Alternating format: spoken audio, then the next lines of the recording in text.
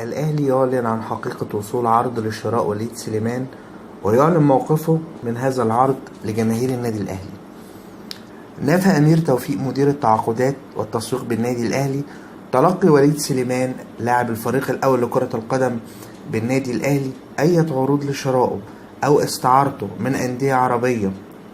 خليجية. وأضاف توفيق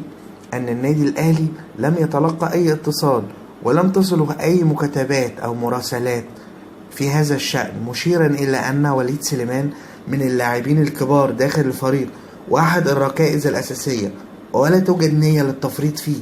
داخليا أو خارجيا تحت أي ظروف. وأوضح أمير توفيق أن دور وليد سليمان مهم جدا سواء على الصعيد الفني أو القيادي، مشددا على أن اللاعب له بصمة واضحة للفريق للغاية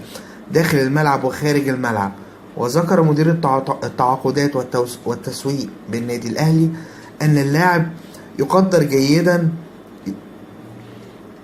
قيمة وليد سليمان الفنية وخبراته الكبيرة، خاصة وأنه لاعب مميز مرتبط بالنادي وجماهيره ويتمتع بسلوك أكثر من رائع، والجميع يتمنى استمراره في الملاعب لأطول فترة ممكنة.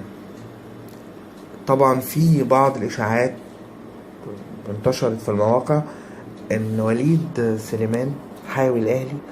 وصل عروض محلية عربية من بعض الدوريات الخليجية،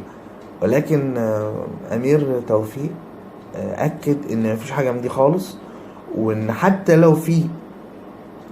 عروض الاهلي لا يمكن يفرط في وليد سليمان، لانه قيادة من قيادات النادي الاهلي داخل الملعب وخارج الملعب، والاهلي ما يرضاش او ما يقدرش ان هو يستغنى عنه في الوقت الحالي. لو عجبك الفيديو من فضلك اضغط لايك للفيديو، وما تنساش تفعل زر الجرس وتشترك في القناة عشان يوصلك كل جديد عن النادي الاهلي.